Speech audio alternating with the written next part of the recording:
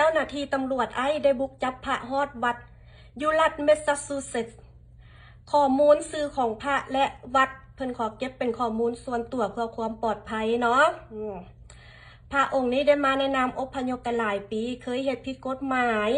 ได้ติดคุกออกจากคุกมาแล้วก็ซ้อหาเวียกงานทำได้ยากจึงได้มาบวชเป็นพระและต้องได้ไปรายงานตัวกับเจ้าหน้าที่ทุกปีละเทื่อแต่ตกมาปีนี้สถานการณ์บ้านเมืองและกฎหมายได้เปลี่ยนไปเขาได้กวดล้างคนที่ยุผิดกฎหมายและเหตุผิดกฎหมายถ้ามีการรายงานข้อมูลที่ชัดเจนจากเอเจนต์เจ้าหน้าที่ก็จะบุกจับทุกทีทุกทางเพื่อให้ได้ตามเป้าหมาย 3,000 คนต่อมือบุกจับฮอดวัดฮอดเฮือนห้านอาหารห้านเฮ็ดเล็บสถานที่ทำงานต่างๆไส้ก่อสร้างทุกทิศทุกทางเนาะไผที่มีซื่ออยู่ในผู้จะถูกส่งกลับ